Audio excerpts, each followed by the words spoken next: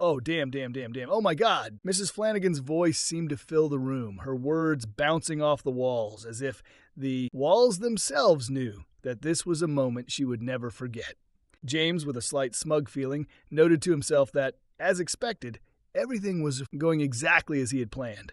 He was pleased, and this feeling completely captured him, as if he had just won the poker championship, holding the winning hand until the last moment. For a moment, James allowed himself to be distracted, as happens when thoughts suddenly fly somewhere far away, and then it suddenly dawned on him.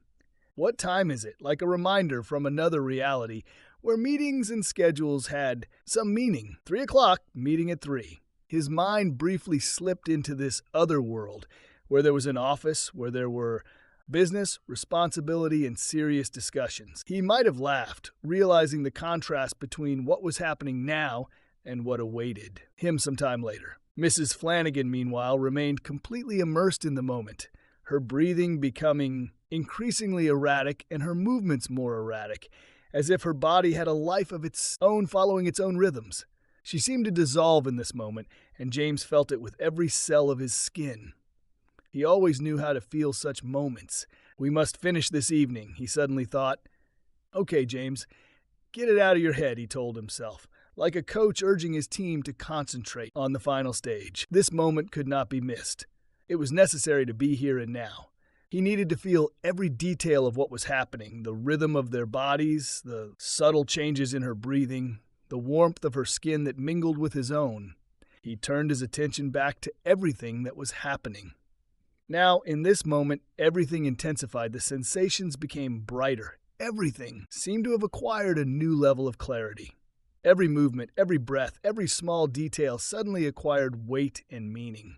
It was that rare moment when time seemed to slow down, and he was able to enjoy every second, each of which he felt to the smallest detail. His thoughts began to wander again, but now they were here, in the room with them.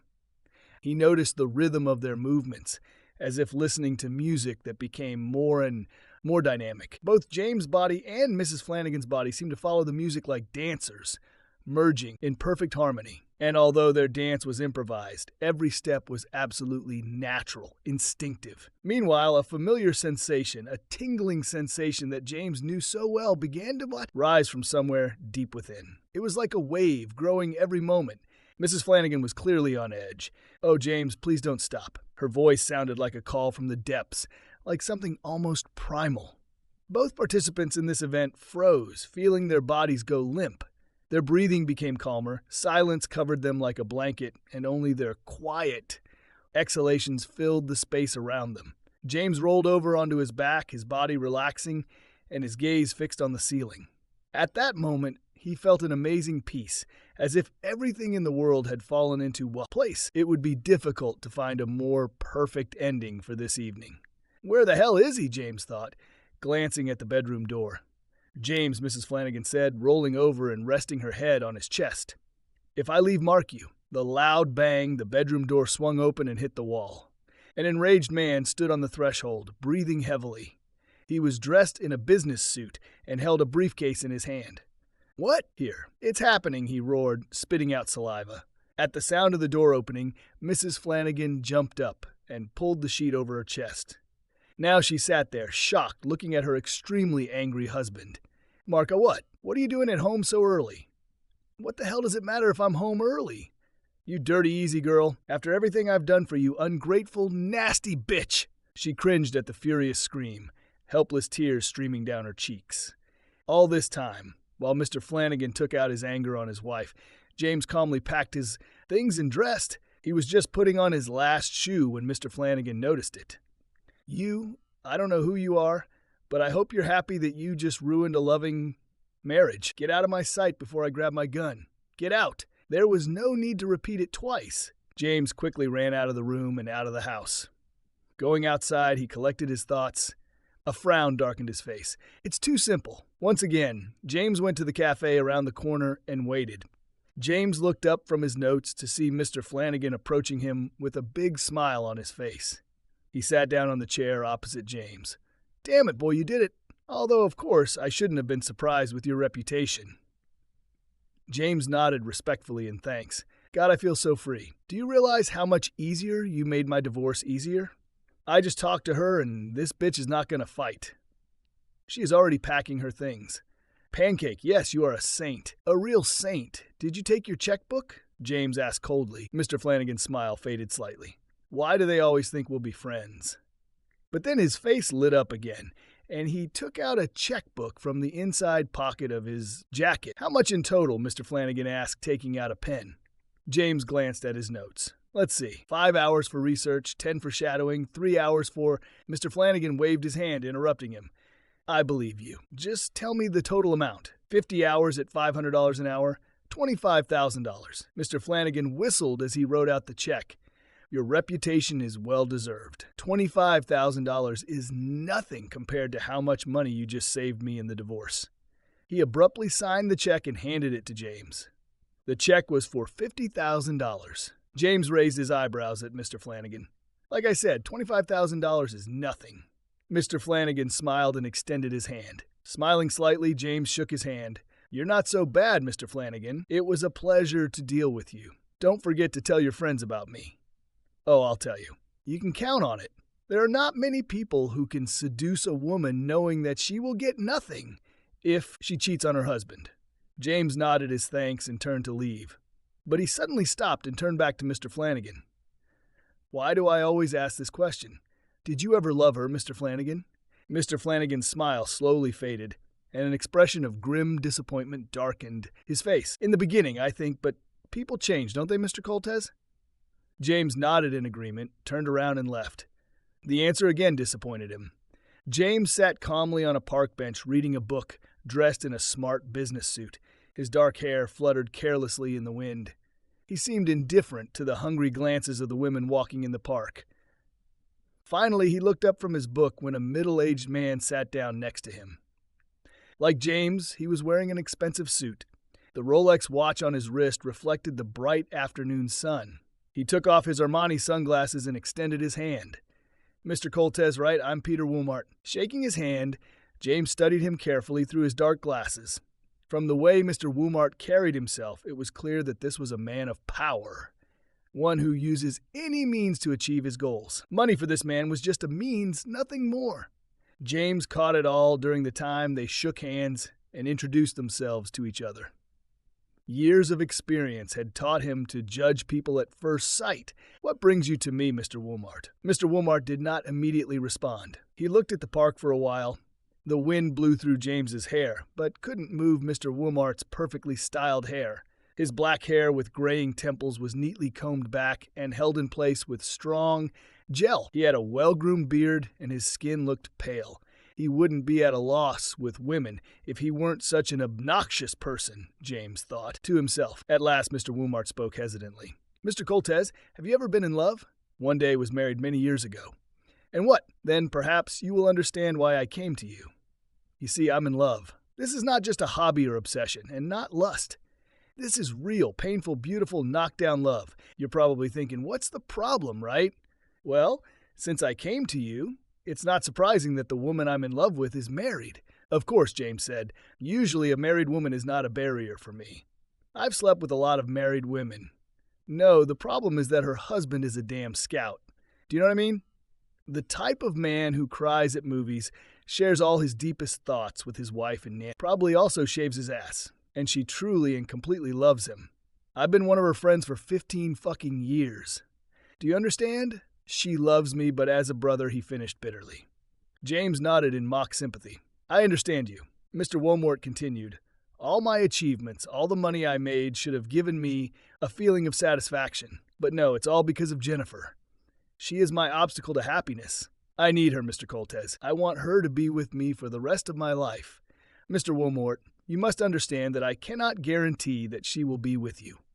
But I can guarantee that she will cheat on her husband. She will be caught. And most likely they will get divorced, although this is not a guarantee. So how does it work? First, I charge $500 for every hour I spend on the business. If you are not satisfied with this, this will end our meeting. James stared at him. Mr. Woolmart nodded for him to continue. Second, James continued, pulling a thick folder from his briefcase. I want you to fill out this packet. Mr. Wilmort looked at the folder in surprise. What am I filling out a loan application? James smiled. Mr. Wilmort listened to me carefully. This is very important. This packet contains a series of questions about your lady that I need answers to. Or, do you think I can handle it just by petting her and whispering a few sweet words in her ear? No, of course not. James continued, not allowing him to finish. If she really is the woman you are talking about, I will need to know everything about her. Got it? Therefore, please answer all questions in detail. It doesn't matter how strange they seem to you. If I ask you how many nose hairs she has, I want you to give me the most accurate answer possible. Do you understand? Yes, sure. But this package is quite thick. It will take me all night to fill it. Then I advise you to start. I'll meet you here tomorrow at noon. Make sure the package is completely filled out so I can begin my work. Have we agreed? Yes, I think so. I just didn't expect your job to be so difficult. How good are you? James hesitated a bit to answer. In 7 years of work, I had 137 cases. I successfully completed 136 of them. Mr. Walmart's eyebrows shot up in surprise. Wow, you really are as good as they say you are. I have full confidence in your abilities. Mr. Walmart looked at James carefully before continuing, out of curiosity, what is this? Case that you failed to. All the best, Mr. Walmart. And with these words, James rose from the bench and left. Mr. Walmart watched him go until he disappeared into the bright sunny day. The next morning, James returned to his luxury apartment complex after another meeting. With Mr. Walmart, he greeted the doorman briefly and headed towards the elevator, immersed in thoughts of a glass of wine, an evening relaxing by the fireplace, and studying the folder of documents that Mr. Walmart had just handed him. So deep in thought, James did not immediately pay attention to the familiar aroma of perfume in the elevator. Suddenly, coming to his senses, he realized that Vanessa was in the elevator with him. Vanessa was an attractive woman with long legs and dark hair that flowed down her back in waves. Of course, she was married and represented some kind of side project for James. Nothing professional, just practice to hone your skills. James always tried to stay in shape, no matter the level of success. Vanessa smiled at him, showing perfect white teeth. Good afternoon, James. James gave her one of his best smiles. Good morning, Mrs. Rogers. Vanessa's full lips moved capriciously. James, how many times do I have to ask you to call me Vanessa? James flashed her a smile again, took her hand, and lightly touched it with his lips. My apologies. Vanessa, he whispered, his lips never leaving her hand. When he looked up at her, he saw that her face had turned red, and her breathing had quickened. The elevator beeped, and the doors opened. I believe this is your floor, my lady. Vanessa looked towards the exit and turned back to James. He immediately realized that she was hesitating. James, I'd like to talk to you about something. Alone, maybe in your apartment, she added hopefully. Outwardly, James smiled at her and assured her that he would be glad to meet her. But a different story unfolded in his head. Another hope dashed. What did I expect? That she will resist. She was just training. He reminded himself, I shouldn't have gotten my hopes up again, especially about her. He walked her to his apartment on the top floor. As soon as they entered, she walked around the apartment and politely complimented his taste. James knew she was just being polite. He was not a person who attached much importance to material things. In the living room, there was a comfortable leather chair in front of the fireplace where he liked to study. There was a huge TV and a bookcase that took up an entire wall. Other than that, the living room was almost empty. Would you like a tour, my lady? James asked, offering her his hand. She giggled at his old-fashioned manner and took his arm, smiling. He led her into his office, which was more comfortable than the living room. There was an impressive oak table, several filing cabinets, comfortable chairs, and a large window overlooking the bay. He then showed her his bedroom, where she predictably lingered longer than in the other back rooms. Besides the large double bed and expensive chest of drawers, the bedroom was as austere as the living room. He brought her back into the living room and sat down with her on the small sofa in the back corner. So, Vanessa, how can I help you? Vanessa blushed and looked down at her hands. When she finally spoke, her words were addressed to these very hands. James, the last few weeks we've spent together have been very important to me. I wake up every day thinking about what I'll say to you. How I will flirt with you. Quickly she finished, and her face flushed red. Designing himself to the inevitable, James placed his hand on her arm. "Vanessa, your husband." She looked up at him with a frightened look. "I know," she whispered. "I never thought I'd have these feelings. James, I love my husband. I really do. But, well, I married him for the money in the beginning. I know it sounds bad, but I fell in love with him. He's a good person. And why are you here in my apartment, and so obviously wanting me?" She flinched at his words, but continued to look at him. "I don't know, I can't explain. I haven't thought about anything else in recent weeks. I love my husband, but why do I want you so much?" James was no longer worried about offending her, and decided to be straightforward. "Maybe because I'm plus size, I'm sure your husband is probably a bad lover. Once his fault, you're here now. Take control of your life again. You want sexual satisfaction. Forget about him." James said those words, hoping that she would slap him and call him a pervert.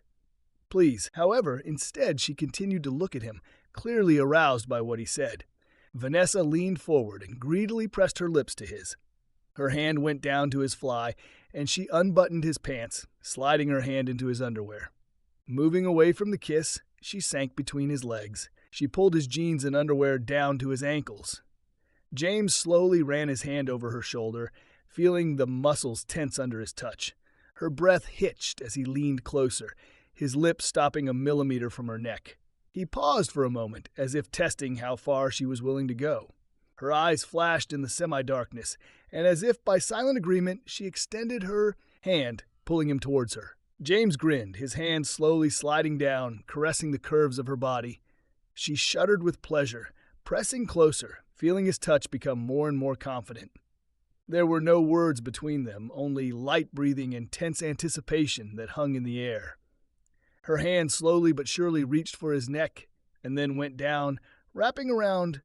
When they finally met their lips, there was something primal about the kiss, but still manageable. James felt his heartbeat in time with her breathing. She responded to his movements carefully but passionately.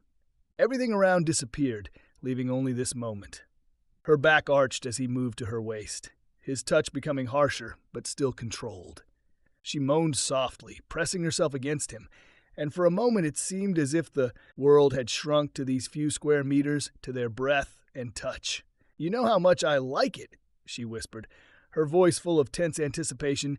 James answered her with a slight smile, his gaze burning with impatience. Their bodies moved in a rhythm that only they could understand, as if every movement was choreographed.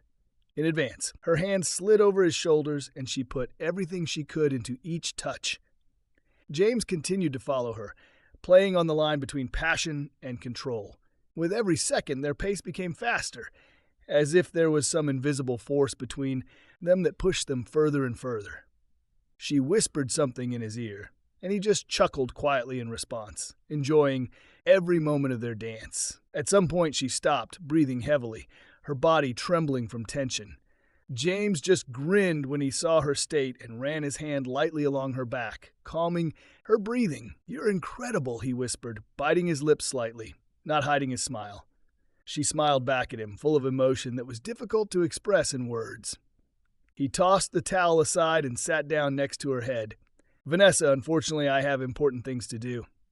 Thank you for this experience." Her face showed clearly that his abrupt farewell had hurt her. She quickly got dressed without saying a word. James knew he had offended her. "I don't love you." "Well, goodbye," she said, uncertainty. She paused as if expecting an apology, but he continued to look at her. Tears welled up in her eyes as she realized that she was simply being used. She opened the door, but his voice stopped her. "Vanessa, if you ever want some good sex, come in." She slammed the door behind her with a bang. In the corridor, she burst into tears, emitting a muffled sob. She began to sob. She cried, not because she was being used, but because she knew that she would definitely accept his offer. In his apartment, James grimaces in disgust. Is there anyone in this damned world who has even a shred of dignity left? He stood up to take the folder of materials Mr. Walmart had prepared for him. Sitting down in his chair, he pulled out documents from the folder and began to read. Maybe this Jennifer Chansey has dignity. A familiar spark of hope flared up in his soul as he began work on a new business. James sat in the car, silently chewing his sandwich, and watched Jennifer walk to her car. She was punctual as always. He watched her drive out of the gym parking lot and head home. James swallowed the last bite of his sandwich and started the car. He was careful not to follow too closely.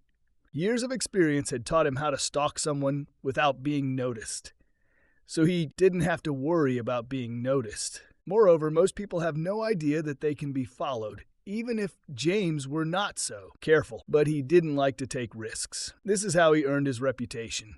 While he was watching her, James was thinking about a new case.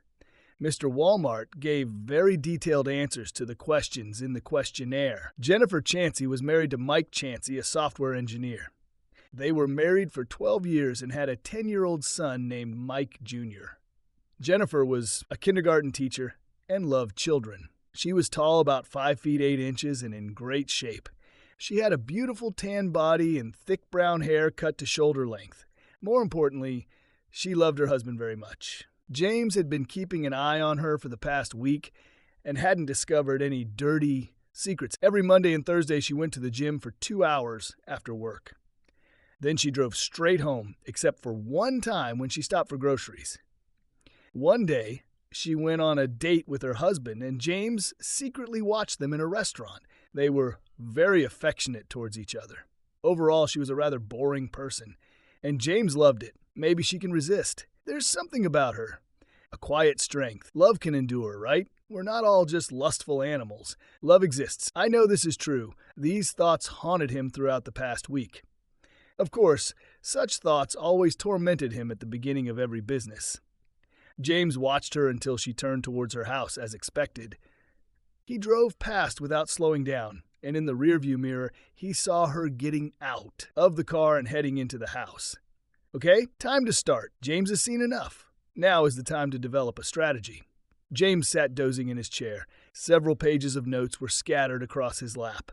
He suddenly stirred and began turning over the pages as if his sleeping mind was intensely solving a complex problem. With a smile of satisfaction, he held one sheet up to the light. As part of his process, James always made several different plans and then allowed his mind to absorb the various combinations. And after a while, he instinctively knew which plan to choose. James studied the selected page carefully. The gym will be the point of contact. He will join there and will make sure to study nearby. He will adopt the persona of someone who enjoys socializing while working out, but will not flirt or make obvious attempts at seduction. This must be delicate work. He also uses inside information he received from Mr. Waymert to make it seem like they have a lot in common. After much thought, he decided that he would be a volunteer who enjoyed entertaining terminally ill children in local hospitals. She is a kindergarten teacher who loves children. This should melt her heart. Of course, this won't be just window dressing. James planned to befriend her and then take her to the hospital with him one day to entertain the children. It was a risk, as it would reveal the true part of him. But sometimes in life you had to take risks. At least that was what he hoped for. She might break sooner than he expected. This has happened before. There were many instances where he spent hours researching and his goal gave up within a few hours. These women were sex-hungry girls of easy virtue. Jennifer must be different. She obliged. So with a clear plan in mind, he got up and got dressed. Jennifer slowly opened her eyes, squinting against the pale morning sun that streamed through the lace curtains of her window. Sighing heavily, she turned and pushed her husband, Mike. He muttered, "Wake up, honey. It's already morning. Are you sure?" She laughed quietly. "Yes, dear, it's time for us to get up to work. Come on, get your lazy ass up." Mike rolled over with difficulty and sat on the edge of the bed. With a loud yawn, he stood up and stretched, then put on his slippers and began to slowly drag himself to the bathroom. Jennifer looked at him with a wide smile on her face. He looked so cute, completely naked but wearing slippers. What made it even funnier was that his sleepy mind didn't notice that he was wearing her fluffy bunny slippers. She covered her mouth to keep from laughing out loud as his head turned towards her. "What?" he muttered. "Nothing." She almost bit her hand to keep from bursting out laughing. He shook his head, puzzled by the woman's strange humor, and trudged into the bathroom. Looking in the mirror and brushing his teeth, trying to finally wake up, He saw in the reflection how his completely naked wife walked into the bathroom. Looking up behind him, she hugged him. "I love you," she said, laying her head on his back. Awake or not, the sight of his beautiful wife without clothes was more than enough to make him instantly aroused. He patted her hand. "I love you too. Do we have to go to work today?" She asked quietly, her voice muffled by his hairy chest. He kissed the top of her head. "Sorry, honey, but we have to pay bills." "Yes, and I have an important meeting today. But I think we have 5 minutes to ourselves right now." She looked at him and saw the mischievous sparkle in his eyes. She couldn't help but smile. Mike will get up now to get ready for school. She didn't really resist. She too was overcome by desire. But she still had to say that their son was about to get up. "Like I said, we have 5 minutes. He kissed her. What do you say?" He kissed her again. "Do you want this wonderful man or not?" This time his kiss became deeper. His lips captured hers and their tongues intertwined. In dance, she felt a wave of pleasure rush through her body, causing goosebumps. He lowered his head and started kissing her breasts. There was complete silence in her house. This had rarely happened in the past 10 years since they had a child. But here they are together, as if they had returned to a time when no children's cries disturbed their solitude. She was standing at the sink, her gaze idly gliding across the mirror when she felt his touch. He stood behind her, and this simple proximity instantly awakened something long forgotten. Inside her, "Well, it's begun," she thought with a hint of sarcasm. He always knew how to predict her thoughts.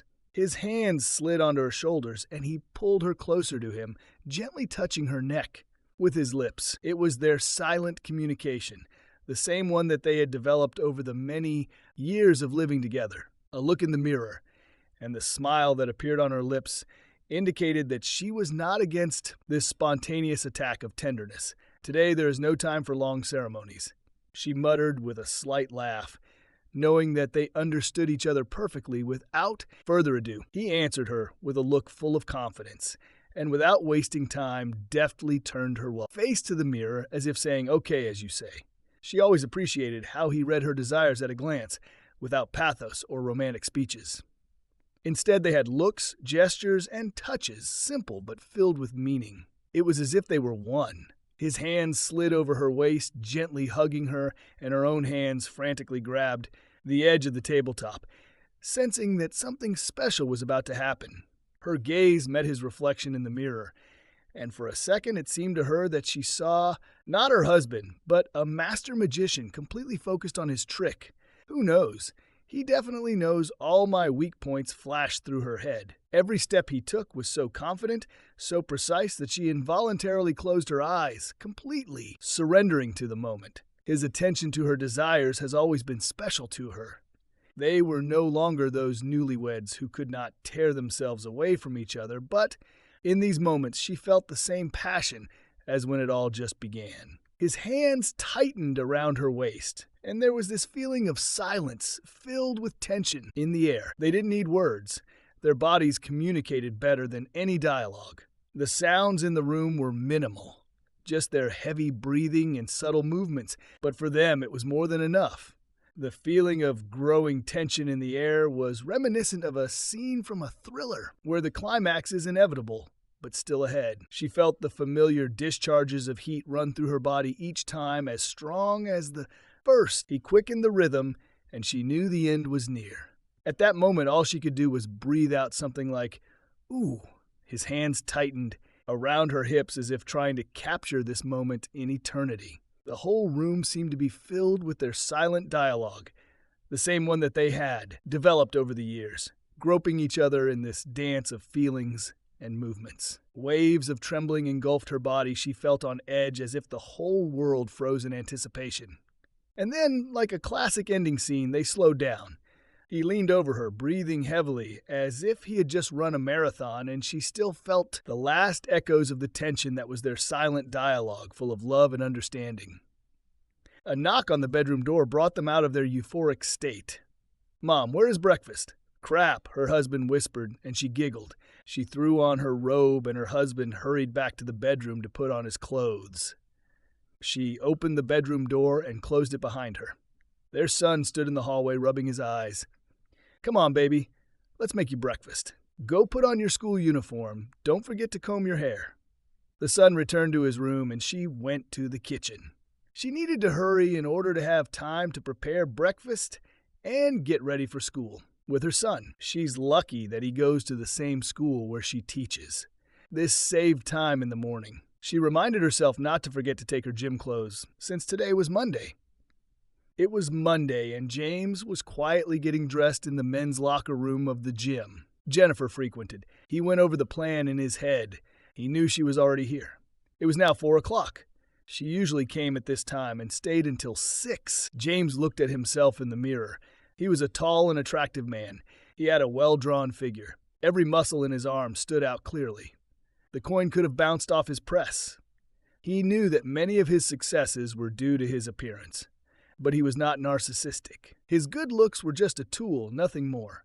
Taking a deep breath to get into the right state of mind and assume the persona he wanted to portray, he left the locker room. He walked around the different areas of the hall, trying not to give the impression that he was looking for someone. He was just looking at different machines and exercises, nothing more.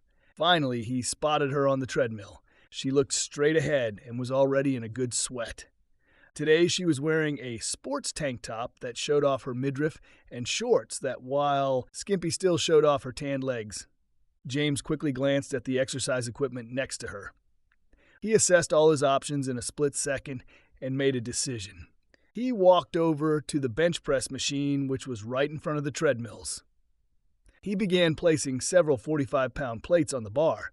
It was obvious that his training would not be easy. Anyone who's going to lift that kind of weight really needs a partner to back him up. Jennifer came out of her thoughts when she finally realized that the poor man in front of her needed help. He looked lost. He had too much weight on the bar, and he was starting to realize it. He looked around the hall as if he was looking for someone who could back him up. He lay down on the bench, was about to lift the barbell, changed his mind, and sat down. He glanced at her, smiled shyly, and continued looking around. He looked lonely. At the side, Jennifer slowed down on the treadmill and stepped off. She approached him. He noticed her approach and quickly stood up. He looked at the floor, embarrassed. She couldn't help but smile at his obvious embarrassment. "Hello, I couldn't help but notice that you need help." He looked up at her, blushing. "No, ma'am, I don't want to bother you. I'm an idiot for thinking I could do such an intense workout alone." Jennifer studied him carefully as he spoke. He was a very handsome man. He seemed unaware of his own attractiveness. He seemed very down to earth. This is rare for a man of his appearance. "No, that's not a problem. Honestly, I need a break from the treadmill. For some reason, I don't have as much energy today as usual." He looked unsure. "Well, are you sure I'm not distracting you?" She waved her hand. No, let me help. I insist." His face lit up with relief. The effect was amazing. He was really handsome. Walking over to the bench, she used this as an excuse to hide the sudden blush on her cheeks. "You're a married woman, Jennifer. Stop admiring this man's appearance and just help him." Of course, there was nothing wrong with admiring another man's appearance. Jennifer would never cheat on Mike. Her heart belonged to him unconditionally. Feeling back in control of the situation, she stood behind the bar. "Thank you very much. I promise I won't take up much of your time. Just 3 sets of 10 repetitions." "No problem," she replied. She watched as he lay down on the bench and grabbed the barbell. Jennifer suddenly realized that in order to back him up, she would have to stand directly above his head, and she was wearing shorts. They were not too short, but still did not adhere to the skin. If he wanted, he could very well look under the shorts, but he seemed to be a true gentleman as he focused on the barbell. Puffing out his cheeks, he strained to lift the weight. He held it above him, his hands trembling with tension. Slowly lowering the barbell to his chest, he pressed it up again. Jennifer kept her hands under the bar in case he needed help, but he completed the first set of 10 reps without needing her support.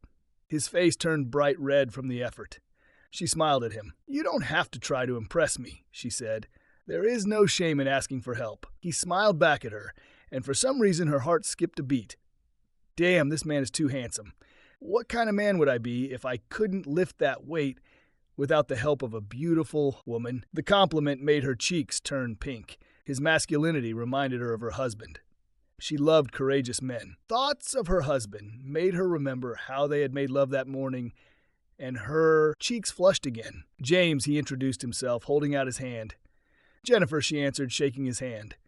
"Jennifer," he repeated slowly, as if caressing her name. "Nice to meet you. This is my first time here, so I'm glad to meet a friendly face. Well, on behalf of all of us gym regulars, welcome." She suddenly realized that he was still holding her hand. "I'm married," she blurted out, and immediately blushed more than before. "Lord, he's not attracted to you. Get it together, Jennifer." He let go of her hand with a slight smile. "Well, thanks for sharing this. However, I'm not looking for dates right now. Although that doesn't mean I wouldn't date you, of course." There was an awkward pause between them. It was very awkward for Jennifer, but he just sat there, amused. "Well," he finally said, and she was grateful that he broke the silence. "How about we forget about the bench press? I could use some cardio. Do you mind if I join you on the treadmill?" "Of course," Jennifer replied, still feeling embarrassed. They headed to the treadmills together. He took the one next to hers. They spent several minutes in silence adjusting the speed. Jennifer felt her embarrassment gradually disappear. She was simply caught off guard by suddenly running into the most handsome man she had ever seen. She didn't want to offend her husband Mike. In her heart and mind was very attractive. But to pretend that he was more handsome than this man next to her would be an outright lie. Jennifer could admire him the way people admire Van Gogh's paintings, but she had no desire to sleep with a Van Gogh painting, let alone a real man of flesh and blood. Love for her husband flared up in her heart, creating a reliable barrier from the charms of any other man. "Sorry about our awkward meeting," Jennifer finally said. "I didn't want you to think that I thought you were hitting on me. I was just taken by surprise. I believe you are well aware of the impact your appearance has on women." He laughed. "Oh yes, believe me, I know too well. This is a constant source of inconvenience for me. I find it difficult to communicate with women normally. As a result, I have terrible luck. That's why I said I'm not looking for dates right now." Jennifer frowned thoughtfully. "You know, I didn't think about it somehow. Perhaps beauty can be as much a curse as ugliness. I'm sure you understand this very well," he said, giving her a dazzling smile. Jennifer turned slightly pink, but her love for her husband still firmly guarded her emotions. However, the man's compliment managed to penetrate the barrier slightly. "Oh, I think you flatter me," she replied. "It's time to change the subject, Jennifer. So, what do you do for a living?" He answered her with a slight smile. "I don't earn anything for a living. I inherited money from my father. So, with all my needs provided for, I found a calling in volunteering." "Is it true? What kind of volunteering do you do?" "Mostly, I work in hospitals, entertaining children with incurable diseases." Jennifer felt a surge of sympathy. "You are a good person." He laughed. "Don't rush to conclusions without knowing me. But I love my job. I really like children." She looked at him and raised an eyebrow at his choice of words.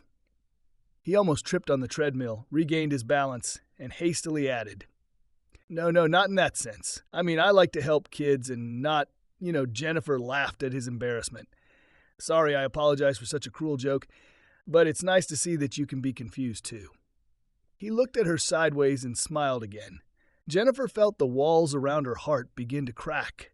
"I love Mike." This thought brought her calm back, strengthening her resolve. God, how this man can light up a room with his smile. "What do you do for a living?" he finally asked, breaking the long pause. "It's funny, but I also love children. I am a kindergarten teacher. That's how it is. The first friend I made here turns out to be similar to me. For some reason, he was embarrassed. Sorry, I probably got excited, deciding that we had become friends. I just wanted to say that I will be coming here often and hope that if we met again, we could keep each other company during training." Jennifer felt slightly awkward. This man was almost too good, kind, charming, friendly, and insanely handsome. Something about this situation made her uneasy, but it would still be nice to chat with someone. "She's been coming here for a year and hasn't made any friends yet." "Of course," she finally said, "I wouldn't mind." His smile lit up his entire face. He turned off the treadmill and stepped off it. "Well, I have to go," he said, "but I'll be glad to talk to you again." He extended his hand, and she shook it again. This time, his handshake lingered a little longer than Jennifer would have liked. But he still let go of her hand, nodded goodbye, and left. Jennifer looked after him, still feeling the tremors running through her arm and throughout her body from his touch. James smiled to himself as he walked away. The first grain has been sown. Let's see what grows out of it. The feeling of excitement from the upcoming challenge lifted his spirits. He knew she wouldn't give in easily. And as always, the excitement of the fight fought with his other desire, so that she would not give in. One part of him was ready to do anything to win this challenge, and the other wanted to lose more than anything. James felt his good mood begin to fade. She will break. I know this. He silently got dressed and left the gym. Already in the car, he called Mr. Wammert from his mobile phone. Hello, this is Peter Wammert. Mr. Wammert, this is Mr. Coltez. I made the first contact. I think everything went very well. He heard Wammert sigh with relief. I've been on pins and needles all week. I know you said I shouldn't call you, but I was hoping to get more information about what you're doing. Mr. Wammert, we discussed the rules. You must leave me alone so that I can attend to this matter. I'm a professional. I don't need a nanny to hold my hand. You hired me because I'm the best. I work best when I go at my own pace. It will break, don't worry. I know, it's just that I've waited 15 years to be with her. And now that I'm finally doing something, I don't have any patience anymore. Try not to think about it, James replied. Focus on other things. This matter will not be resolved quickly.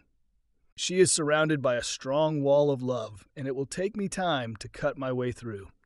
Patience is a virtue, Mr. Wammert, and don't worry about money. If it takes a long time, I charge a flat fee. Oh, I'm not worried about money. I just want to be with her as soon as possible. But I understand perfectly well that it is difficult to win her. Thanks for the update. I'll keep you posted. Don't worry. All the best, Mr. Wammert. Dealing with clients was James's least favorite part of the job. Although, to be honest, he didn't like everything about his job, especially the fact that orders kept coming. The world seemed to live under the illusion that there were good and noble people on Earth. And James, unfortunately, was forced to destroy this illusion. Love doesn't exist. It would be better for the world to know about this. Love is an illusion that people use to justify their actions. Love is an excuse that allows people to pretend that life has meaning. James shook his head, trying to clear away the dark thoughts. What did she do to me? She destroyed me. Why did I marry her? An image of a beautiful woman tried to pop into his head, but James mercilessly suppressed it. He had long ago decided that he would not allow himself to think about her. Why? Christopher felt strange on the way home. The image of the man from the gym appeared in her head again and again. Since she fell in love with Mike, she had never thought about other men. She never noticed if anyone was attractive. They often tried to seduce her, but that was part of what it meant to be beautiful. However, she never paid attention to it. She simply showed them her wedding ring, and they retreated, defeated. But James, he somehow bypassed her defenses unnoticed. Perhaps it was because he was so handsome and didn't try to hit on her. Maybe it's just her pride. Smiling, she decided to put him out of her mind. Yes, that's the thing. Her pride was hurt because he didn't try to flirt with her. This is what attracted her. Feeling stupid but much better, she arrived home. Mike was already home, having picked up Mike Jr. from school. He always did this on days when she went to the gym. She was also preparing dinner, the smell of which was now wafting from the kitchen. After sitting at the table and having dinner with her husband and son, she felt much better. The thoughts she had while talking to James seemed like the thoughts of some other woman. This was her real life. She had a loving husband and a wonderful son. That night, when she went to bed, she was determined to make Mike the happiest man in the world. She wanted to do something special for him to make up for the treacherous weakness she experienced at the gym. She was going to please Mike, something she rarely did. Mike was snoring quietly in his sleep when she came out of the bathroom. She sat on the bed and slowly pulled down his underwear. She leaned over and carefully began to pleasure him. Mike shuddered in his sleep, but did not wake up, continuing to snore quietly. Jennifer, sitting on the edge of the bed, looked at Mike with a slight smile. He slept peacefully, snoring occasionally, clearly tired after a long day. She sighed. This man could sleep through a tornado, an earthquake, and a zombie outbreak all at once. But at that moment, she had something else on her mind. She carefully leaned down and lightly touched his shoulder, checking how quickly he would emerge from his royal slumber. There was no answer. Mike continued to breathe calmly, as if everything that happens in this world does not concern him at all. Jennifer shook her head, knowing that waking him up would be a task with an asterisk. However, she was determined. Sometimes there are moments in life when you just understand that you need to act, and this moment has clearly come for her. She gently but firmly drew his attention to her. Gently at first, as if testing the waters, before diving. Finally, his breathing changed and Mike groaned quietly, not yet opening his eyes, but already making it clear that some suspicious movements had begun in his sleepy world. At this point, Jennifer decided not to give up and continued. She tried not to lose control of herself, although her thoughts were far from calm. Mike finally muttered something incomprehensible, as if he was dreaming of a sea battle in the style of Pirates of the Caribbean, and not what was happening here and now. She grinned and continued her efforts, making every effort to ensure that his half-asleep consciousness paid full attention to her efforts. The sounds that Mike made became more and more expressive, and soon he himself began to respond to her actions. Jennifer was focused, her thoughts wandering somewhere between "I'm strong and independent" and "damn, I don't like this." But she continued, realizing that everything was going according to plan. His reaction became more and more obvious. Mike could no longer ignore what was happening and finally began to show that, yes, he was here in this moment and fully involved. And so, when everything finally came to a logical conclusion, Jennifer felt some relief. Literally, she sat quietly on the edge of the bed looking at Mike, who, clearly satisfied, was again preparing to plunge into the realm of sleep, as if nothing extraordinary had happened. His facial expression could be an advertisement for all the mattress advertisements that promise perfect sleep. Well, Jennifer sighed, wiping her face and straightening her nightgown.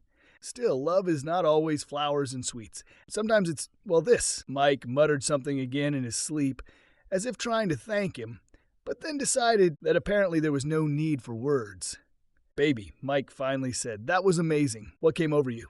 Wiping her chin with her hand, she lay down next to him. "Don't know. I just wanted you to know how lucky you are to have me," she replied with a smile. He laughed quietly and stroked her cheek. "Darling, I wake up every day with this knowledge. I thank God every day for giving me you. I'm the happiest guy on earth." Her heart swelled with love for him, and she hugged him tightly. Mike returned her with an equally strong hug. A few minutes later, she felt that he had fallen asleep. Feeling peace and satisfaction, she too soon fell asleep. Jennifer didn't think about James until she got to the gym on Thursday. She didn't know if she was feeling anxious about seeing him or just kind of excited. If Jennifer had one flaw, it was her pride. She worked hard on her figure and loved it when men noticed it. It wasn't like she ever seriously thought about cheating on Mike, but she secretly loved the attention she was getting. Her pride was still hurt by the fact that James hadn't even tried to seduce her last time. He directly said that he was not looking for dates. So to restore her pride, she decided to wear her sexiest workout outfit. The shorts she chose barely covered her toned butt. The sports top exposed a fair amount of her ample breasts. She knew her breasts would bounce when she was on the treadmill. "Oh yes, today I will restore my pride." She noticed him before he noticed her. She stopped and watched him for a while. He worked with dumbbells, doing biceps exercises. He was wearing a sleeveless tank top, and she could see his well-developed muscles. His shorts were tight enough to not hide his firm butt. He reminded her of a Greek statue, and these thoughts made her feel uncomfortable. Jennifer felt a warm wave run through her body as she stood there appraising him. But today was all about pride, not lust. She straightened up and walked towards him. "Hi, good to see you again," Jennifer said, picking up the dumbbells and sitting down on the bench. James' eyes slid over her revealing outfit, and Jennifer again felt a warm wave. "I was hoping to meet you today," James replied. "How are you?" "Everything is great," Jennifer replied. She leaned over to pick up the dumbbells, knowing she was giving him a great view of her breasts. This thought excited her. Let's see what he has to say about this. Jennifer glanced up, hoping to catch him looking at her. But James continued to look forward, concentrating on his exercises. Her pride took another hit. James realized with surprise that he, the hunter, had suddenly become the prey. Remembering their last meeting, he tried to understand where he made a mistake. His thoughts quickly made an intuitive leap. She came this way today on purpose. He realized that she was not trying to seduce him. Like a puzzle that suddenly fell into place, James realized his mistake. He supposed that a beautiful woman like her might be tired of constant attention from men. He was wrong. She loved this attention. It was her pride. She liked to be beautiful and receive recognition for it. He should have complimented her back then. I hope it's not too late to correct the mistake. I was thinking about our last meeting. Did you say I'm not looking for dates? I must be crazy, James said, letting her notice how his gaze slid over her body. Her face lit up at the compliment. Yes, you did. And if I'm not mistaken, I said I was married. Damn, he was very lucky. Are you sure you're married? James almost physically felt the warmth emanating from her. Yes, I'm sure, mister, and don't forget about it. We're friends, remember. But she was pleased. Very pleased. James almost breathed a sigh of relief. The error was fixed. Jennifer felt her body tingling. It worked. Her pride paired with pleasure. Now she just wanted to change into more modest clothes. But today she will give him the opportunity to enjoy the spectacle. Only today. Believe me, James continued, I will curse the day you got married.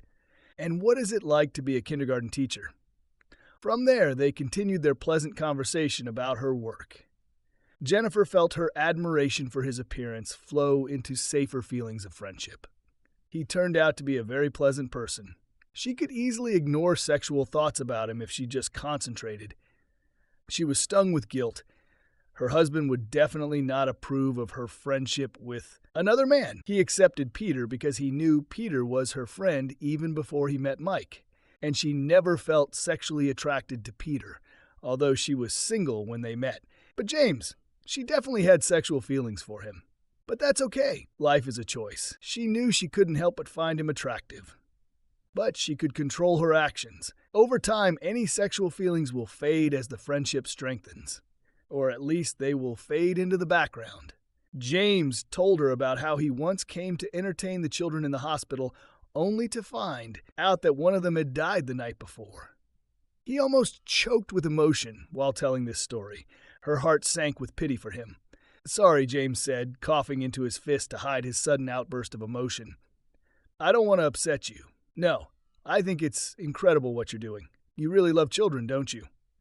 I can understand that. James looked at her as if weighing a difficult decision. Jennifer, I think you should come with me one day. It would mean a lot to you, I'm sure. You need to see these kids, Jennifer. They are so brave. Jennifer suddenly felt tears welling up in her throat. Her eyes stung. I would like to, she said, forgetting about precautions. He touched a deep-seated need in her. Her sister died when she was a child. Jennifer visited her in the hospital many times. This is where her love for children arose. They can be so brave that it breaks your heart. James nodded, understanding her sudden outburst of emotion. How about tomorrow evening? Jennifer hesitated. What will she say to Mike? Doesn't matter. She needs to do this. Fine. She did not notice the unpleasant grimace that flashed across his face. His insight hit the mark. The second seed was planted. James rode the elevator to his apartment, thinking about what had just happened to Jennifer. I wonder how long it will be before it breaks. There was no longer any doubt that it would break. I saw that look in her eyes when she accepted my proposal. With an irritated sigh, James stepped out of the elevator. Vanessa was sitting at his door. Apparently she was waiting for him. Worst of all, she had several suitcases next to her. She stood up when she saw him approaching. Crap, what is this, Vanessa? James pointed at her luggage with a significant look. Vanessa lowered her eyes. James, I left my husband. I told him what I did, and he, kind of kicked me out. Her eyes were red. Tears slowly flowed down her cheeks and dripped onto the floor. And what? James asked mercilessly. Got the hint, bitch. She seemed unaffected by his abrupt rejection. Instead, she wiped her tears with the back of her hand and looked James straight in the eyes. I want to stay with you. I'll do whatever you want. I'll have sex with you whenever you want. You won't even notice I'm here, I swear. Why me, Vanessa? You are a rich woman. Why don't you just stay at a hotel or not go to family or friends? Because Vanessa took a deep breath and continued, because I love you. I love you with all my heart. Tears flowed from her eyes again. Her fragile emotional state gave her pale cheeks a blush. Tears made her eyes even brighter. At that moment, she was even more beautiful than James had ever seen her. But he didn't care that she loved him. Why should it be? I am incapable of love. I was devastated a long time ago. Sorry, baby, but you put your heart in the wrong place. Now I have to crush him before things go too far. Get out, Vanessa. I don't care about your feelings. I don't want you here." Vanessa flinched at his words, but did not back down. She has courage, I admit that. Okay? It's okay. I'll deal with my feelings. Now that we both know you don't love me, let's talk about something more practical. I will be your sex slave. Anytime, anywhere, it doesn't matter. You don't have to think about any relationships. You don't need to please me. I won't even have to be in the mood for you to take me. I will follow any of your rules. James suddenly stopped being annoyed and became rather curious. Why are you doing this? She smiled at him through her tears. I love you, and it is my hope that in time you will feel the same, so I can endure anything just to hold on to this hope. You're wasting your time, James said, but not as callous as before. On the contrary, against his will, he was intrigued. He looked at her, biting his lip, and thought. She seemed to be holding her breath. Finally, he delivered his verdict. Okay, you can stay here, but here are the rules. You will do whatever I say. You have no right to ask questions. If you ever ask a question, you'll fly out of here. Is everything clear? Vanessa nodded quickly. Great, James continued. You will put your things in the chest of drawers. Don't hang any clothes. There should be no sign that there is a woman living in my apartment. You should only have things, no other property in sight. You will sleep with me at night and leave during the day. Do you understand my rules? Yes, she said quickly. I understood everything. I won't bother you, I promise. James nodded and opened the door. He entered without taking her suitcases. He sat on the sofa and watched as she struggled to carry her luggage into the apartment. When she finally brought everything in and closed the door, he called her. Come here and please me, he ordered. She blushed, but still walked over to him and sank between his legs. James threw his head back as she began to pleasure him. I wonder how Jennifer will pleasure me. She has a good body. I can't wait to have sex with her until I lose consciousness. Although, to be honest, I am not at all interested in this. Will you give in just like this bitch who's satisfying me right now, Jennifer? James and Vanessa had an evening that was decidedly different from their usual moments. The mutual attraction that overwhelmed them filled the space between them, turning every gesture and glance into a game understandable only to the two of them. Vanessa, wanting to please James, showed her diligence and attention by carefully following his instructions. Her touches were soft and delicate, and in response, James felt a pleasant warmth spreading throughout his body. Their mutual movements became more and more intense. Vanessa, despite her modesty, showed real passion, which was reflected in her gaze. James, in turn, also felt the tension, which was growing with every second. His body reacted to the touch, and with each passing moment he felt more and more close, to the moment when emotions would overwhelm both of them. When Vanessa took off her clothes, the atmosphere in the room became even more intense. She looked perfect, and James paused for a moment to admire her. The tenderness of her skin, the light shadows of the light playing on her body, all this created an almost perfect picture. They were together, as if the whole world outside this room had ceased to exist. So coming to the moment, they continued without losing touch with each other. James tried to be attentive to Vanessa's feelings, trying to make sure she felt comfortable and wanted. Vanessa, although a little embarrassed, followed his rhythm, giving in to her feelings. Their mutual passion increased, their movements became faster and more confident.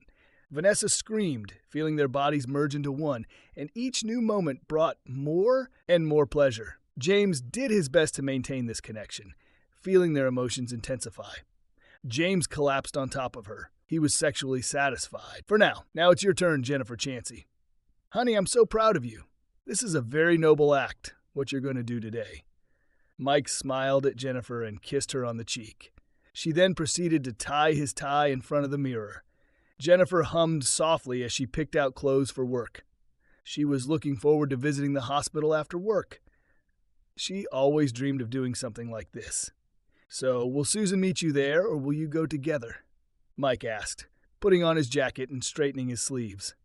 Jennifer felt a pang of guilt, and her good mood instantly evaporated.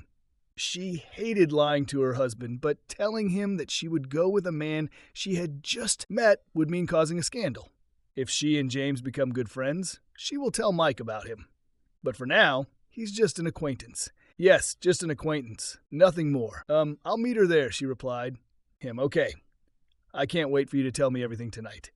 See you tonight, darling. He kissed her briefly, grabbed his suitcase, and walked out the door.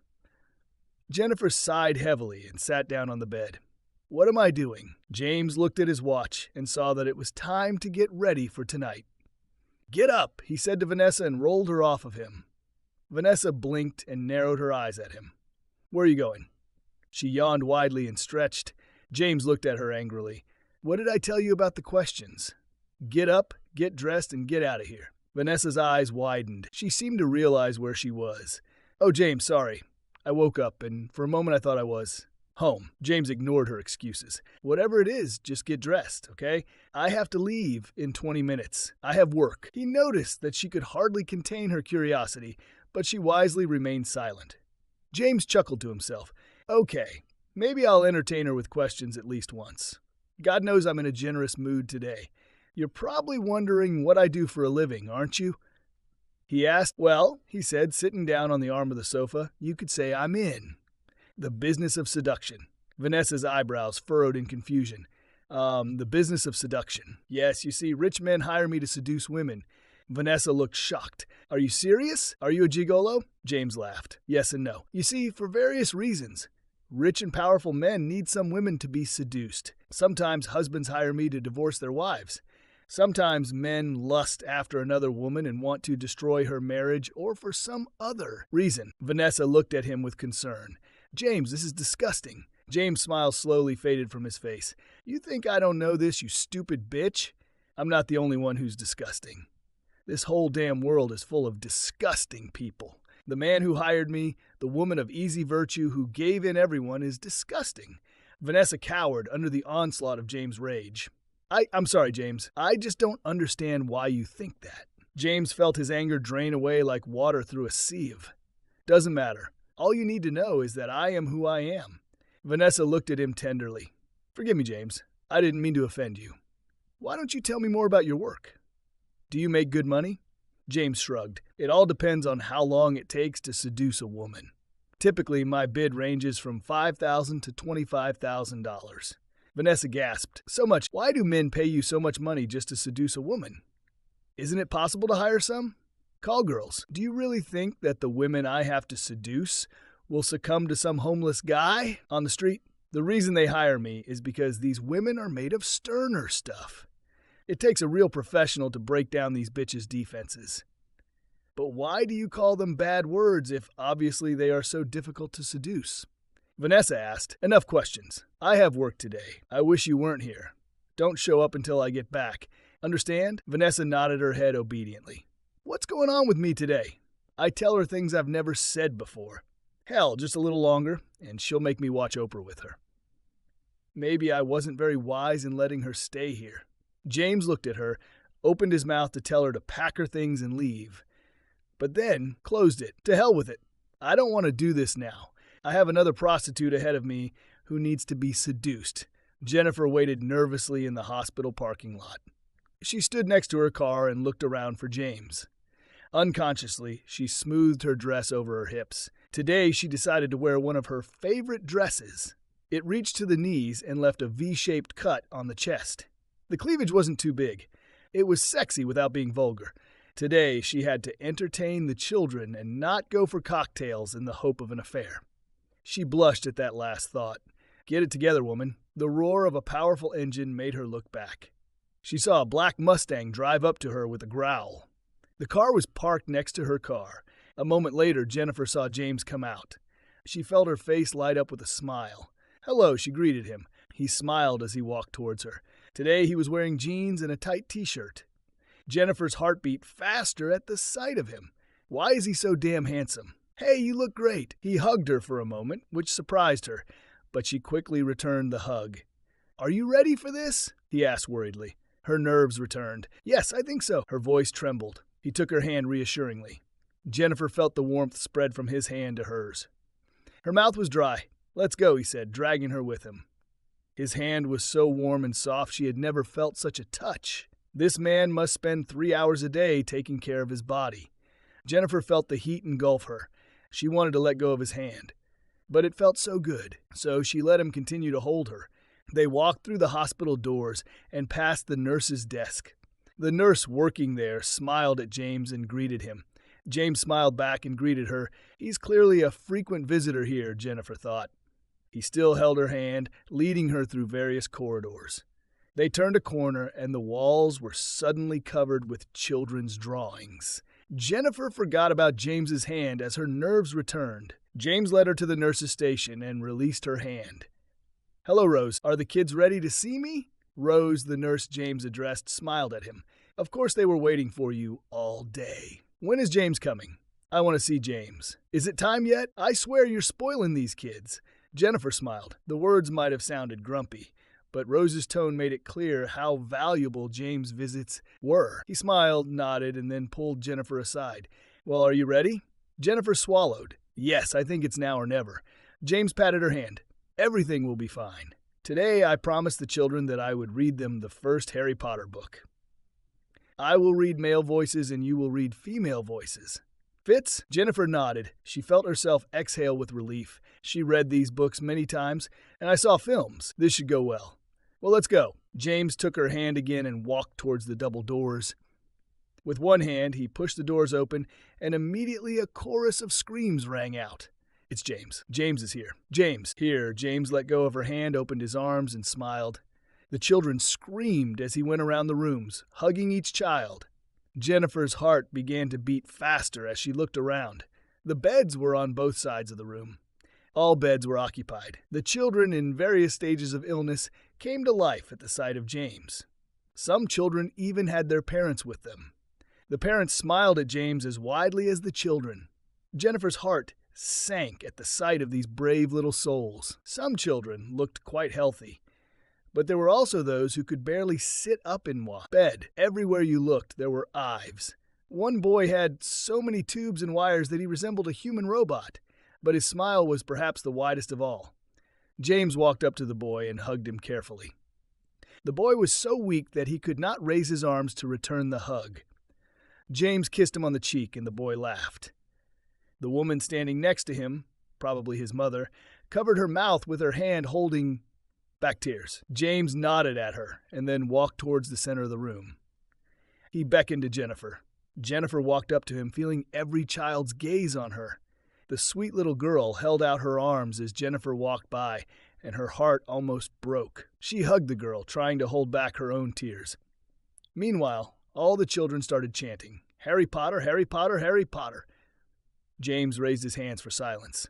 The room froze. "Children, I have a special guest today. Everyone says, 'Hi, Jennifer.'" Thousands of voices shouted at once. "Hello, Jennifer." Jennifer fought back tears as she joined James in the center of the room. James grabbed 2 copies of Harry Potter from a nearby table and handed her one. He opened the book, and the children leaned forward eagerly, and they started reading. James hugged the last child goodbye. He waved and walked out the double doors. Part of him was sad that he had to leave again. I love these kids. They are so pure and innocent. These are the only creatures capable of unconditional love. Children lose this ability as they grow up. But these children are not destined to grow up. None of them will live more than a few years. As always, James was deeply melancholy when he left his children. He wondered if any of them would die before next week. He hoped not. Jennifer leaned against the wall. Her hand shook as she closed her mouth. "Here it is, my chance." James hugged her just in time. She collapsed on his shoulder and began to cry. He stroked her hair and whispered comforting words. This time he didn't care that he was revealing the real part of himself. Sometimes it was necessary, so now he just grieved with her. As he held her, his thoughts returned to his first visit to this place. He was no less touched then than Jennifer is now, but he had no one to support him. But it didn't matter. These children saved his life. At least they saved part of it. Jennifer stopped crying after a few more minutes. She walked away from James, sobbing. She took some tissues out of her bag and blew her nose. "I'm sorry," she told him. "I think I stained your shirt." James looked over his shoulder, saw the mascara stain, and laughed. Jennifer smiled and then laughed too. "Thank you," she said gratefully. "Thank you for everything. What I experienced today, it means more to me than any words can express." "Nothing," he replied.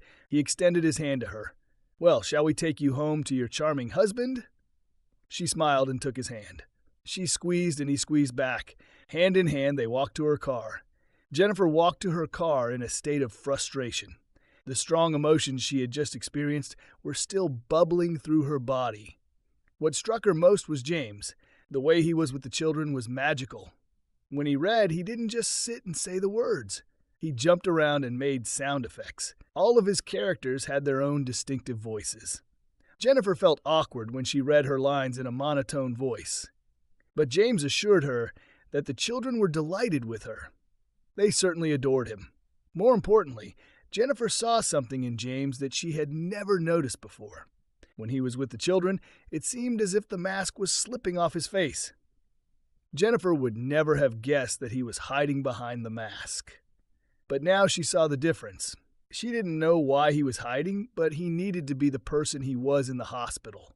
All the time, he seemed to literally shine. He became even more handsome, if that's even possible. And Jennifer was terrified.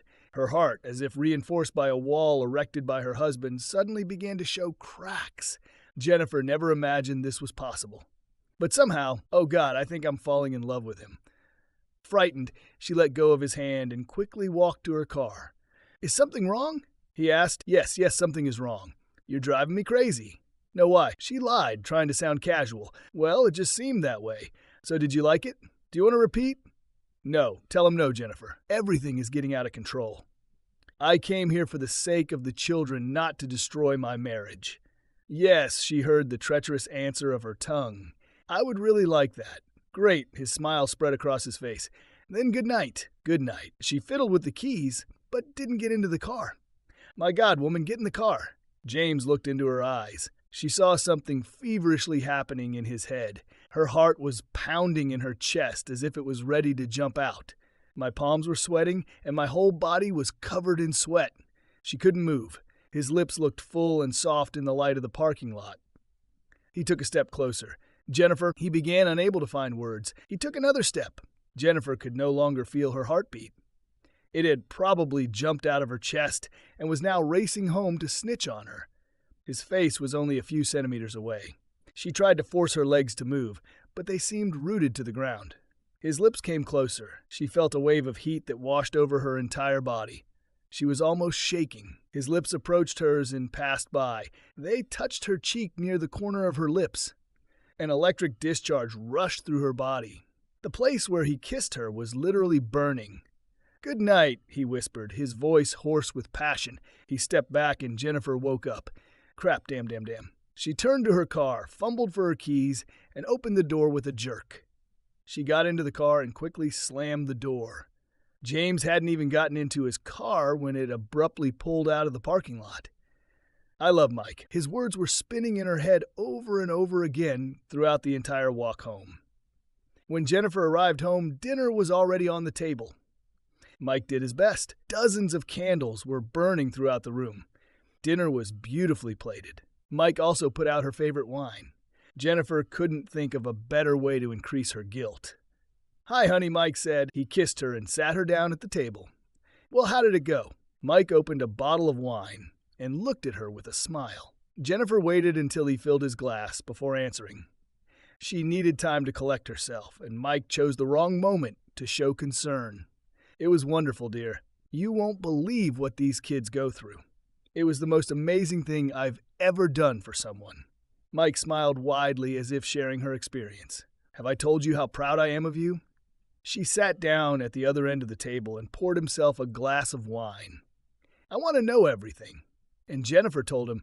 She talked about how she felt doing what she was doing. She told me how she burst into tears after everything.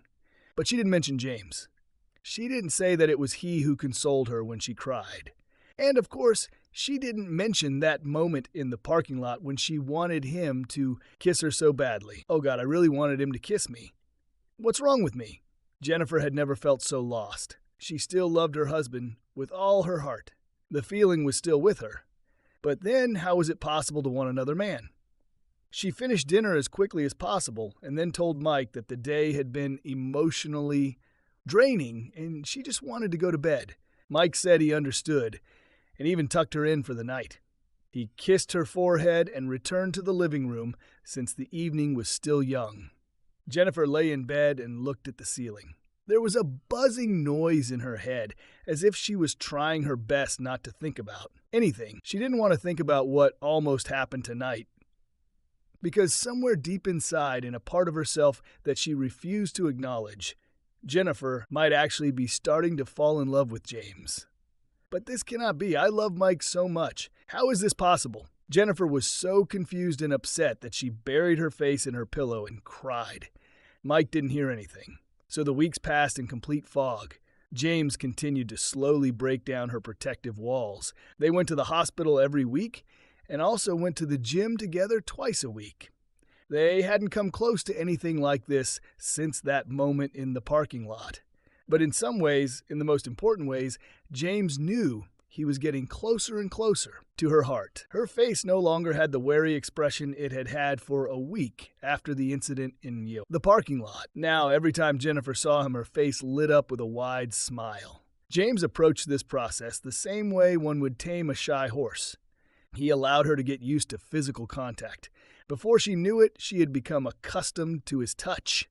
It wasn't anything significant of fleeting touch of her skin, maybe a slight squeeze of her hand, but it was enough. Predictably, Mr. Walmart became increasingly impatient. "Mr. Coltez, I know that you don't want me to call you."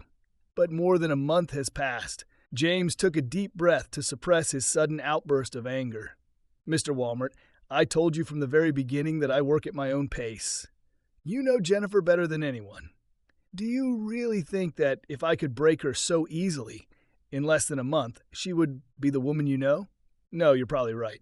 That she hasn't given in yet is both exciting and annoying. Are you sure you can pull this off? Believe me, I have made significant progress. I think this won't take much time. And don't worry about my score. This work will cost a fixed amount of $25,000. That's fine with me," Mr. Walmart replied, but his voice was absent-minded. "Listen, do you think maybe it will help if you give her something?" James didn't even bother to answer. He just hung up. He really didn't like interacting with customers. "Was it one of your clients?" Vanessa asked him behind his back. James turned around. Vanessa was lying completely naked on his bed. Mr. Walmart called him during a particularly good sex session, but now he had lost all desire to continue. "I'm tired. Let's sleep." James turned off the light and climbed into bed. He felt Vanessa's hand slide down his back. He pushed her hand away. She knows better. What is she counting on? Does he think we'll hug? If she was upset by this refusal, she didn't show it.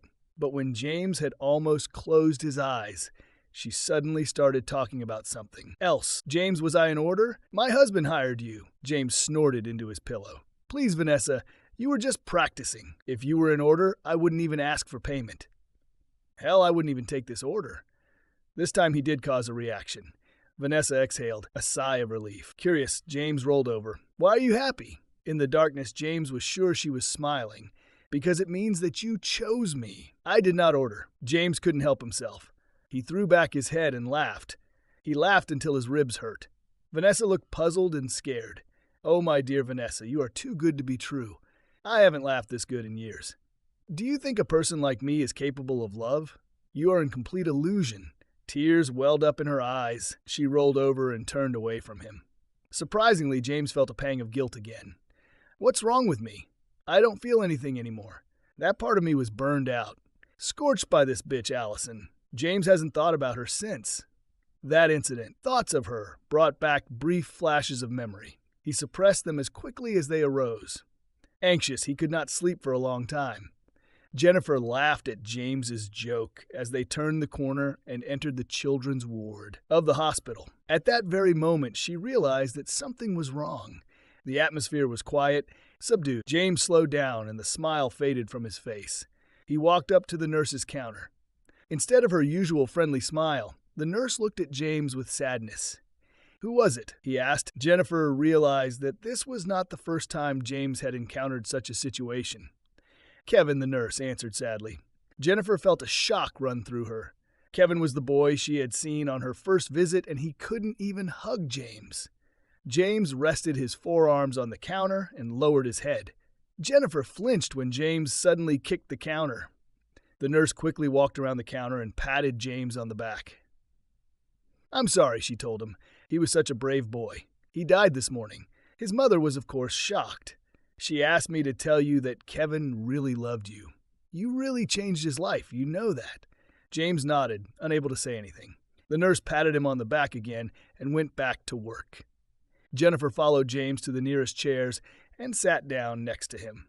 She wanted to be strong for him, but before she knew it, her heart sank. She began to sob. Grief engulfed her like fire. She leaned against James and he hugged her. They cried together. After a while, they both stopped crying. James took her hand. "I really need a drink. I have something special at home for days like these. Will you come with me?" Something in the back of Jennifer's mind was screaming at her, but she was too overwhelmed with grief. "Yeah, I need a drink too." Jennifer tried to comprehend what she was doing while James was taking her to his home, but she felt so comfortable with him. They needed to be together today. They became close and shared an amazing experience. No one but them could understand their grief. Even her husband couldn't help her. He wasn't in the trenches with her. He didn't go through what she went through. Today, James was the only person who could understand. James knew on the way home that something was going to happen that night. He felt bad that this happened because of today's events, but he was too pragmatic not to take advantage of it. Today he didn't want sex or another disappointment, but it was better to get this over with quickly. I knew it was going to break. He felt bitter and fatigued, but none of these feelings showed on his face. He was the embodiment of sadness and grief. Jennifer held his hand the whole way. They pulled up to an apartment complex. James drove into the underground garage and helped Jennifer out of the car. They haven't spoken since leaving the hospital. He knew she was still too stunned by grief and disbelief. They took the elevator to his apartment. That bitch Vanessa better leave already. James opened the door and allowed Jennifer to enter first. He turned on the light as Jennifer froze in place and began to cry again. James walked around the apartment, checking to see if Vanessa had left. Luckily, she wasn't there. "Why did I let her stay here?" Shaking his head, he returned to Jennifer. "Jennifer, do you need to go to the bathroom or something?" She looked up at him and opened them in surprise. She didn't realize where she was. "Yeah, I need to freshen up." James took her hand and led her to the bathroom. She closed the door behind her. James waited until he heard the sound of water before he pulled out his phone. "Mr. Walmart, Mr. Coltez, glad to hear from you. How are you? I think you should know that this is going to happen tonight. Remember my address? My entire apartment is equipped with cameras. Wait outside in an hour to get your proof." James heard him scream in delight. "Great, thank you. I'm on my way." James hung up as Jennifer came out of the bathroom. Jennifer felt a little better after washing her face. Her mind cleared enough to start worrying. She was in James's apartment and she was in a very vulnerable state. But still, she needed him. It's not fair what happened to that boy. He was too young. Tears rolled down Jennifer's cheeks again. James hugged her and brought her to the sofa. She sat down and laid her head on his shoulder. He stroked her hair and she cried. He even kissed her forehead. Jennifer couldn't stop. She needed a way out. She needed to stop feeling this pain. James kissed her forehead again. This kiss brought out a spark in her. "I need this. This is the only way I can forget the pain. I need comfort. I really need. Mike, I'm sorry. Only James can relieve me of this pain." Jennifer raised her head and gently kissed James' neck. His body tensed as if in shock. Then he relaxed. He kissed her forehead again, but this time more sensually. She kissed his neck again. Her sadness began to recede, giving way to a stronger emotion, passion. But the grief was still there, mixed with a feeling of lust. This made for an interesting combination. James's lips slowly slid down her face. He kissed her eyes. She kissed her nose, kissed each cheek. Jennifer's body seemed to be on fire. She was already ready. The mixed feeling of lust and grief was stronger and more pleasant than any she had ever experienced. His lips moved closer to hers. They froze just a few centimeters from each other. Jennifer looked into his eyes. He looked straight at her. Time seemed to stand still. Jennifer felt an overwhelming sense of destiny, as if this moment had been predetermined long ago. Finally, his lips lowered. She held her breath and closed her eyes. His lips met hers, enveloped her, embraced her. Beautiful, delicious bolts of electricity ran through her. His lips were like a dream. She moaned with pleasure. James kissed her deeply. His tongue slid into her mouth and came out again. His hand slowly moved up her body and gently stroked her breast. She had never felt so alive from the touch of another person. To her surprise, her hand began to move down his body. She touched his groin. Now he was kissing her neck. His lips slid down her neck to her earlobe. She couldn't stand it anymore. She needed to see this beautiful man in all his glory. All rational thoughts, even memories of her husband, disappeared from the moment he first kissed her. She lived only for this moment, not for the future. She needed this, otherwise grief would have consumed her. Children and her love for them have always been her weakness. She unbuttoned his jeans. She began to caress him slowly. She looked up at James, and he was smiling at her.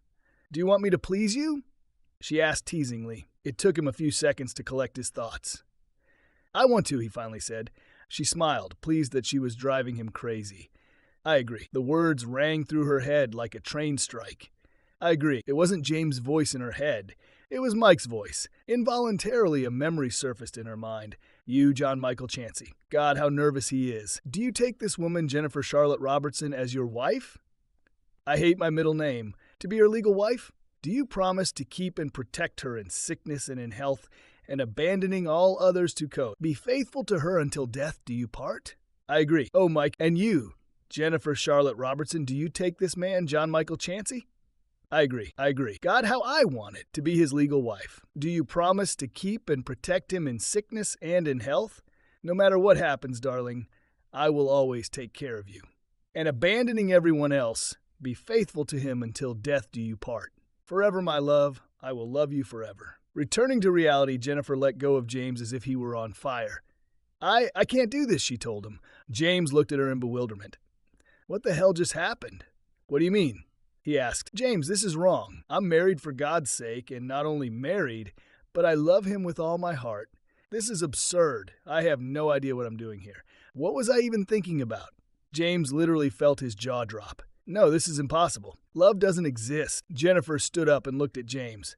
She blushed when she saw his dick sticking out right in front of her. She seemed to hesitate for a moment, but then raised her chin and a look of determination appeared on her face. "James, as much as it hurts me, I can't see you anymore. I have feelings for you. You know it. I think I might even love you, but I love my husband more, and I would never hurt him. I don't know if it's possible to love two men," she continued, looking at the floor in that confusion, "but I had to accept this fact. As soon as I realized this, everything became clear. I have a choice. My heart made it a long time ago. It chose Mike." James hardly listened to her. He was too stunned, all these expectations, and in the end she rejected him. Rejected for love, he felt the old inner barrier begin to crack and bend under the pressure.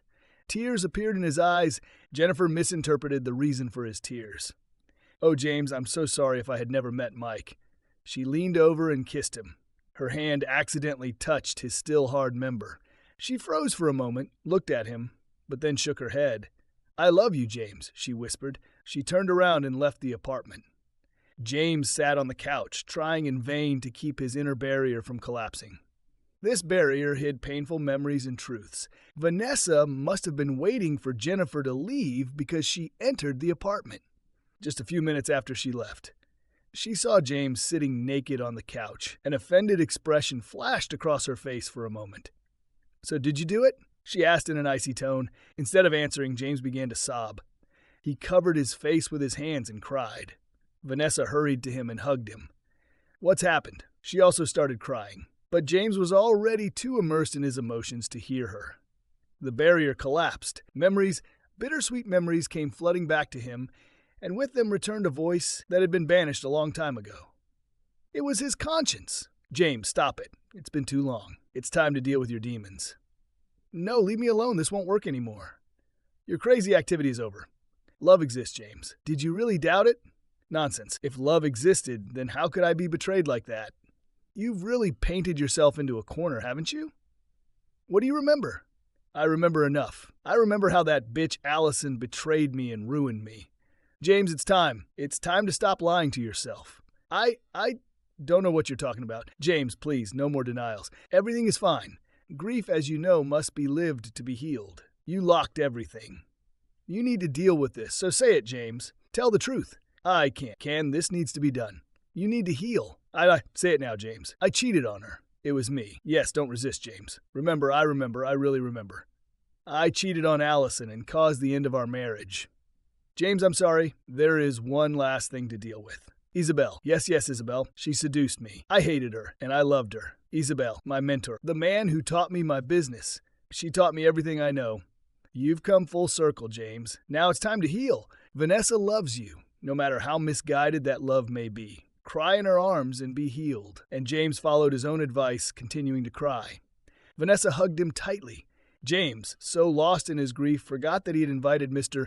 Wilmort. He was supposed to be waiting in the parking lot, right where Jennifer was coming out. James removed Vanessa's underwear and tossed it aside. He looked at her naked body. Moonlight streamed through the window, illuminating her figure. She looked divine. He ran his fingers along her thighs. He kissed her inner thighs, and she moaned softly. His lips continued their journey up her body as his fingers gently touched her skin. He kissed her chest, then her neck, and finally her chin. James looked into her eyes and kissed her on the lips. She kissed him back with a passion he had never experienced before. Their bodies lay pressed against each other, and their tongues intertwined as if in a dance. James, make love to me, she breathed. James began to move, establishing a smooth rhythm. His movements were precise, like a master's, confident and sensual. She felt it with every cell of her body, completely surrendering to the moment. For the first time in a long time, his thoughts were surprisingly clear. He was completely immersed in these strange but exciting sensations, as if all his worries had disappeared somewhere far beyond the horizon. Lifting her legs, James knelt, carefully holding her ankles as if they were a work of art. His movements remained confident, creating a rhythm that was impossible to resist. Her breathing quickened, and her voice broke into barely audible whispers. Oh, James, she whispered as if everything she wanted to say was clear without words. When he turned her over on her stomach, everything that was happening moved to a new level. Their movements merged into a single whole like two dancers leading an endless dance. His hands held her hips gently but firmly, setting a rhythm that could not be avoided. Every moment seemed like an eternity. Every gesture had its own meaning. They moved as if led by one invisible conductor. With every moment, the tension grew, and she shuddered from the wave of feelings that covered her head. Her body reacted as if it was the last dance of her life, full of passion and emotions that took her breath away. He felt the final moment roll in, that wave that always brings relief, filling him with a sense of completion. Everything became unsteady. Everything around became quiet for a moment, and together they reached that very moment when the world seemed to freeze. With a quiet exhalation, she relaxed as if letting go of all worries and worries. He collapsed next to her. I love you, James, she said, breathing heavily. I thank you. She lay down on his chest. Whatever happens tonight, I thank God, and thank you for showing me the real you. I know you don't love me yet, but I hope so, James. Do you know what it's like to have hope? More than you can imagine. I don't really love you yet, but maybe I can love you. Hope. James hung up. He had just left a voicemail for Mr. Woomart asking him to come to his apartment to settle their business. It's funny, James thought, but every time I completed a task and received the money I see, it felt terrible. And now that I failed and won't get any money, I feel great. James busied himself with chores. Jennifer was gone for the day. She was an amazing woman, he reflected. A few hours later, he heard a knock on the door. It was Mr. Wilmart. Come in, James said, opening the door. Thank you for coming. Oh, no problem. We have things to do. For some reason, Mr. Wilmart looked extremely pleased. Affairs, James asked in surprise. Yes, sure. So how much did you say last time? $25,000. Wait. James stopped him as he started to take out his checkbook. I failed. Now Mr. Wilmart looked puzzled. Failed? What do you mean? Your plan was even more perfect than I could have imagined. My plan? Oh, I see you're too modest. Yes, your plan was perfect. I thought you would just sleep with her, film it, and send it to her husband. But you turned out to be much smarter, seduce her, destroy her attachment to her husband, and send her away in such an emotional state. Brilliant. She melted before my charms like a paper napkin. James felt a strange feeling as if his consciousness was falling into the abyss. Mr. Womart's words reached him as if from afar, and of course, she has no choice but to do what I say. Otherwise, I will tell her husband about our little prank. I'll let her be with her husband for now. But in time, I will break her completely. Now it's enough for me to just have sex with her. James seemed to have lost touch with reality. So he actually broke her without realizing it. Probably yes, since this bastard was able to get her into bed. Mr. Wilmart wrote a check and handed it to James. He took it, not understanding what he was doing. Well, that's all. I'll leave you. Good luck with other things. I will definitely recommend your services. Thanks again. James shook his hand and walked him to the door. But he did all this as if in a trance. His body was on autopilot as his mind continued to stew in shock. The phone rang. James picked up the phone. He was still in a daze. Hello, his voice sounded mechanical. Mr. Coltez, this is Mr. Flanagan. Do you remember me? You seduced my wife, Patricia. James couldn't gather his thoughts to remember anything. But he answered, yes, of course I remember. How are you? I just wanted you to know that something was wrong. Mr. Flanagan's voice sounded dull like that of a man with a bad cold. James heard him sniffle. I wanted you to know that my wife, she committed suicide. These words took a long time to reach James's consciousness. But when they finally got there, he felt another blow. Now he remembered her. This was the woman he seduced before the Jennifer Chansey case. I'm really sorry. Is it true? Mr. Flanagan asked angrily. Are you really sorry? You fucking bastard. You made her fall in love with you. You bastard. You should have just had sex with her. James felt his anger gradually replace his numbness. Am I a bastard? Aye, look at you, idiot. You hired me yourself. I said I'll do whatever it takes. Are you so stupid that you don't understand why I made her fall in love with me? Because she was in love with you, dumbass. Mr. Flanagan was sobbing on the phone. Patricia, my wife. Oh God, what have I done? I thought she only wanted my money. James felt an old, familiar grin on his face. Yes, sure, you yourself were in love with your money. You were too blind to see what you had. I don't feel sorry for you. James hung up the phone forcefully. James slammed down the phone with such force that the phone almost flew off the stand. He looked up and saw Vanessa standing in the doorway. She was holding bags of groceries in her hands, and there was an expression of horror on her face. What are you doing here? I told you come only at night. Get out of here. She dropped the groceries and ran out of the apartment. James, shut the hell up. He slammed the door forcefully as if trying to drown out his own thoughts. And then he erected a new barrier on top of his recent memories. This time the barrier was stronger. His mind went quiet again. The phone rang again. James, regaining control of himself, picked up the phone. Mr. Coltez, I received your number from one of my friends. I have a problem. James listened to the new client and made an appointment. He felt the old familiar feeling of hope again. Love exists, and he will prove it. He will prove that not all women are easily accessible girls like this cheater Allison. Jennifer breathed a sigh of relief when she saw Peter approach the car. He sat down in the passenger seat. Well, she asked impatiently. He sighed. Everything is done. He took the bait like a fish on a hook. Jennifer smiled with satisfaction. And how did he take it? Just as you predicted, he was depressed and confused. It serves him right. I can't believe I fell for his bullshit. And it's scary to imagine I almost destroyed my marriage because of him. Well, this blow to his huge pride should really upset him. Peter interrupted her thoughts. So we're even now. Can we be friends again? Jennifer looked at him almost contemptuously. Quits, are you crazy?